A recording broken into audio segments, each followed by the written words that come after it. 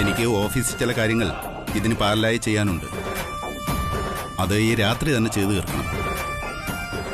അതുകൊണ്ട് ഞാൻ അങ്ങോട്ട് പോവാ. ഓ ആയിക്കോട്ടെ.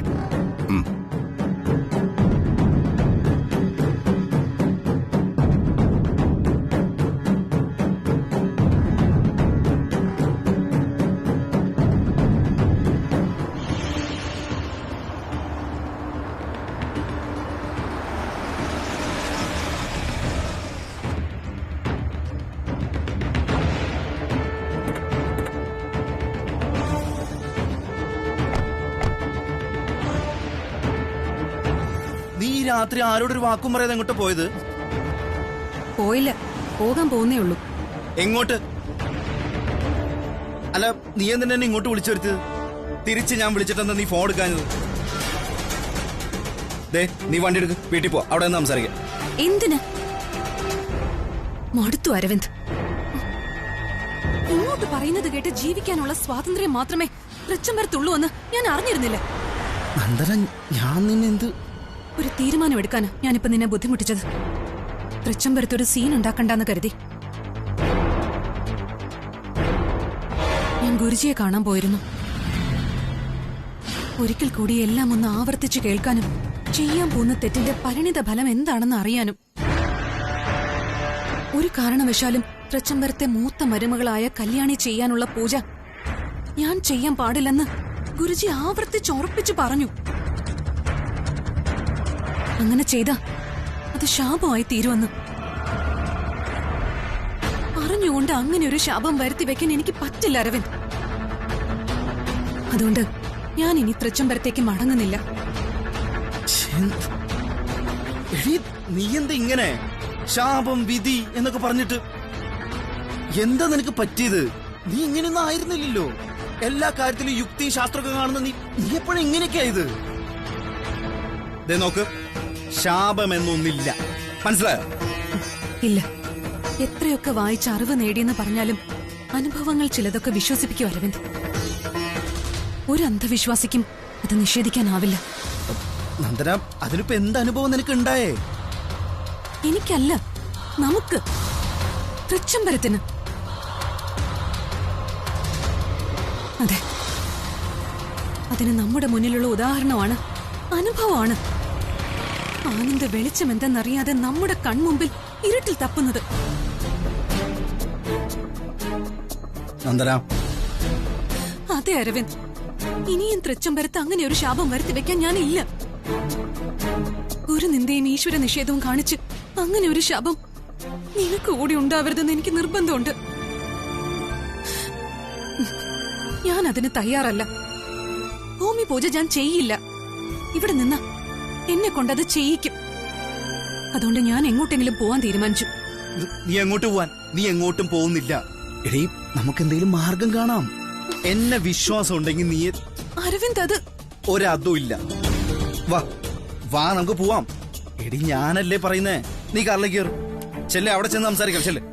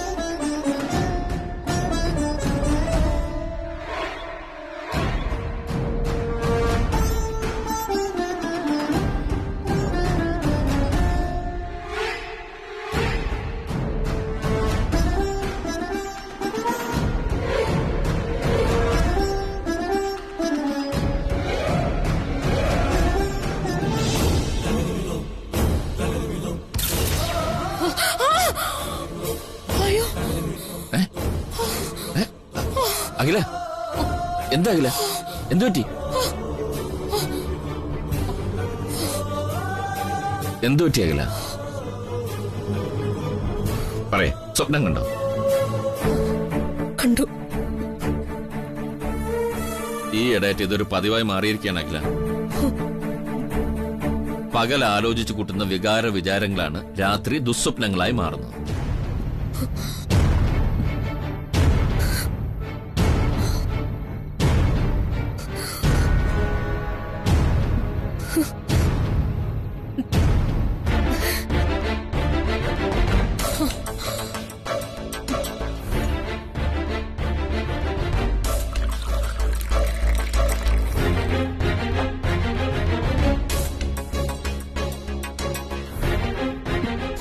ദാ കുടിക്കേ.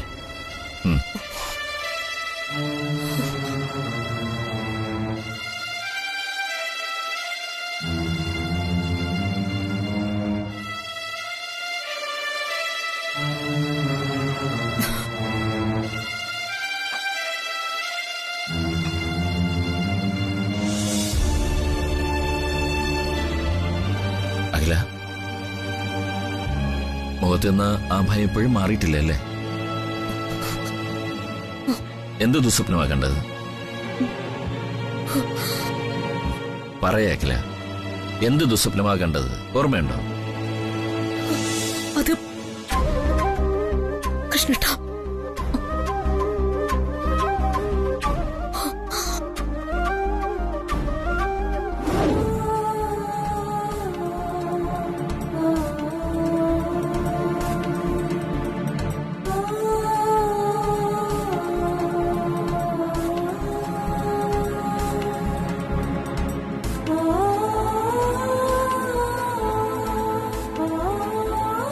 കൃഷ്ണേട്ടാ, ഒരു ടെൻഷനും ഉണ്ടാകില്ല.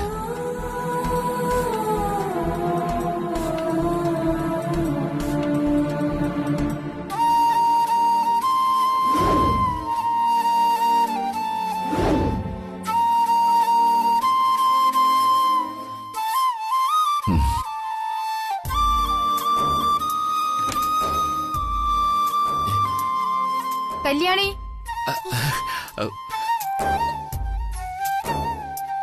അഖില, നമ്മുടെ ആനന്ദിന്റെ കുഞ്ഞ് ആൺകുഞ്ഞാണ്. കല്യാണിക്ക് എങ്ങനെയുണ്ട്? കല്യാണിക്ക് കുഴപ്പമൊന്നുമില്ല. പക്ഷേ കുഞ്ഞിന്റെ കണ്ണുകൾക്ക് കാഴ്ചയില്ല.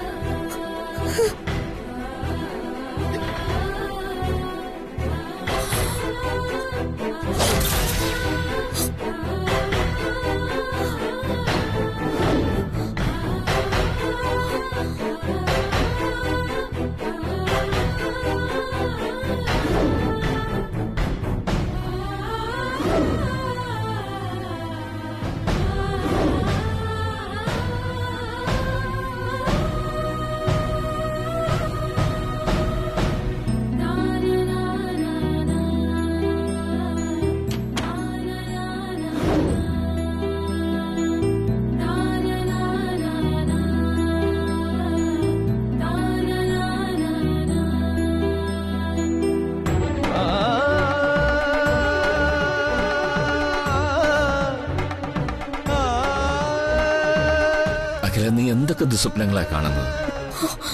നീ വെറുതെ ഓരോന്നും കൃഷ്ണേട്ടാ, അങ്ങനെയൊന്നും സംഭവിക്കില്ല.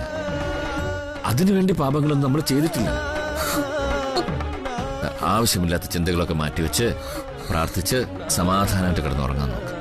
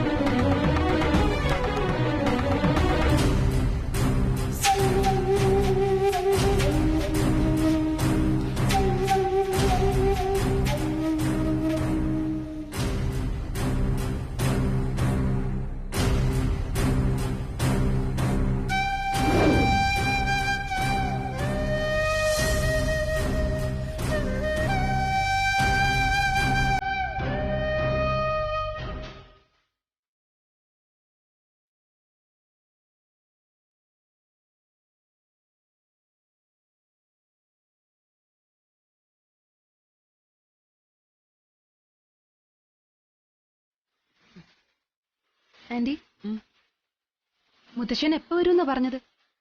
സമയം പറഞ്ഞില്ല. ഞാൻ വരുന്നുണ്ട് എന്ന 2 വാക്ക്. നിന്റെ ഇളയച്ചനെ അങ്ങോട്ട് വിളിക്കാനും പറ്റില്ലല്ലോ. എവിടെ ഉണ്ടെന്ന് അറിഞ്ഞിരുന്നെങ്കിൽ അവിടെ പോയി കൂട്ടിക്കൊണ്ടുവരായിരുന്നു. ഏതെങ്കിലും ആശ്രമത്തിൽ നിന്നുള്ള വരവായിരിക്കും. ദുർവാസാവ് മഹർഷി നടക്കുന്നത് പോലെ ഇടം വലം നോക്കാതെയുള്ള നടപ്പാ ഇളയച്ചന്.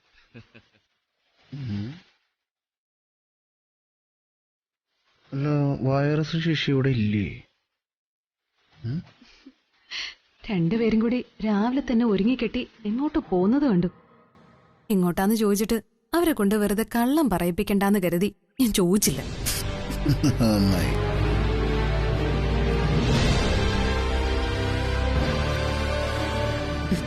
കാണുന്നില്ലല്ലോ.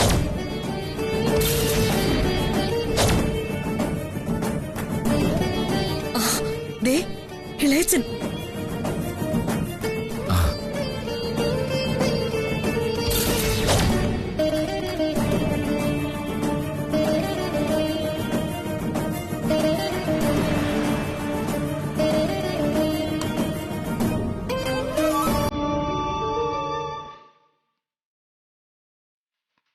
ദേ ഇളയച്ചൻ.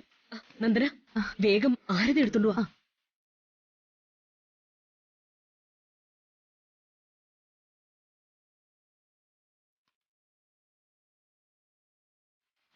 നമസ്കാരം ഇളയച്ച.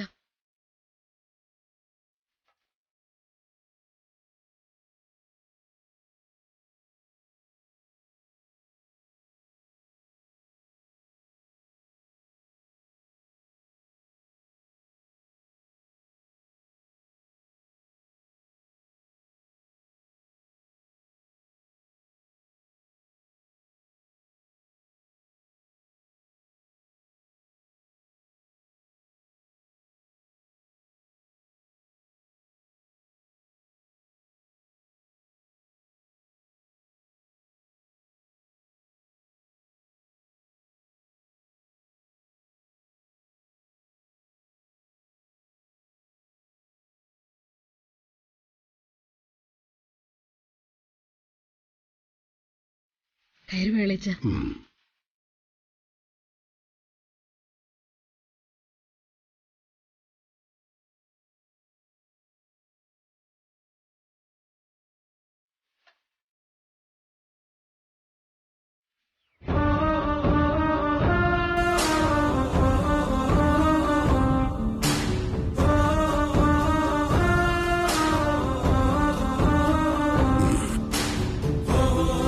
ഇരിക്കൂ. മുത്തശ്ശന് കുടിക്കാൻ പാലെടുക്കട്ടെ? വേണ്ട, വരും വഴിയിൽ ഇളനീർ കുടിച്ചു. നല്ല ഗൗരീഗാത്രം.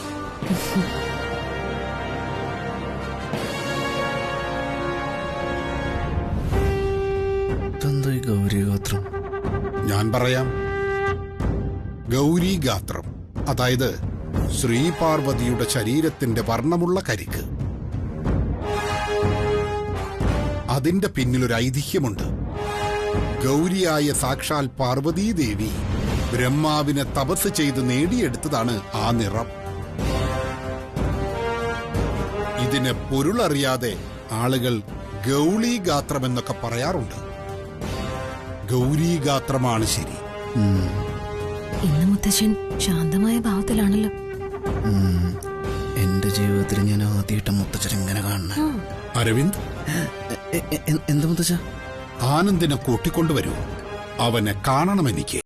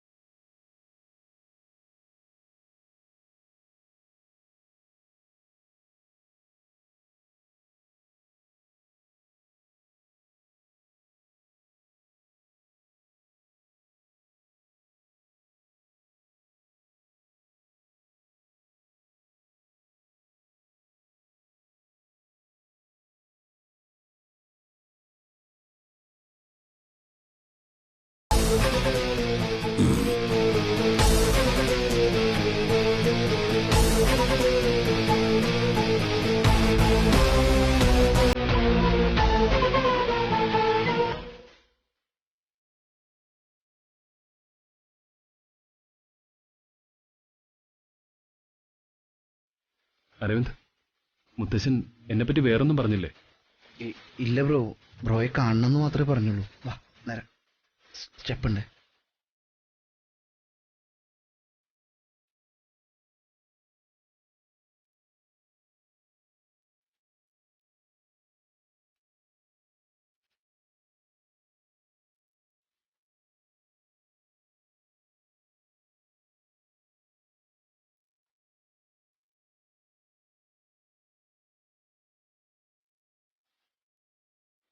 ബ്രോ ധ്യാനത്തില. മുത്തശ്ശ കണ്ണു തുറന്നു. ഞാനിപ്പോ വന്നത് നിന്നെ കാണാനാണ്. മുത്തശ്ശ, ഇവിടെ അടുത്തൊരാശ്രമത്തിൽ മഹാഭിഷഗ്വരനും സന്യാസിയുമായ വീരഭദ്രസ്വാമികൾ വന്നെത്തിയിട്ടുണ്ട്. 7 നാളുകൾ അദ്ദേഹം അവിടെ ഉണ്ടാകും. ആയുർവേദ ആചാര്യനാണ്. അമരകോശവും സിദ്ധവൈദ്യവും മാത്രമല്ല, അഷ്ടാംഗഹൃദയവും മനഃപ്പാഠമാണ് അദ്ദേഹത്തിന്. ശുശ്രുതനും ചകോരനുമെല്ലാം ആയുർവേദത്തിന്റെ ആചാര്യന്മാരാണ്. ഇദ്ദേഹവും ആ ഗണത്തിൽപ്പെടുന്നയാളാണ്. നിന്നെക്കുറിച്ച് ഞാൻ സ്വാമികളോട് സംസാരിച്ചു കഴിഞ്ഞു. ഈശ്വര വിചാരങ്ങളോടെ നീ ആശ്രമത്തിലേക്ക് ചെല്ലണം. തമസിൽ നിന്നും ജ്യോതിസിലേക്കും മൃത്യുവിൽ നിന്നും അമരത്വത്തിലേക്കുമുള്ള പ്രയാണത്തിന്റെ ഭാഗമായി ഉടനീളം പ്രാർത്ഥനകളോടെയായിരിക്കും ചികിത്സാവിധികൾ. നാളെ മുതൽ നിനക്കവിടെ ചികിത്സ ആരംഭിക്കും. ശരി മുത്തശ്ശ. മംഗളം ഭവന്തു. ഇരുളിൽ നിന്നും പ്രകാശത്തിലേക്ക് കടക്കുവാനുള്ള വഴി തുറന്നിരിക്കുന്നു എന്ന് കൂട്ടിക്കൊള്ളുക.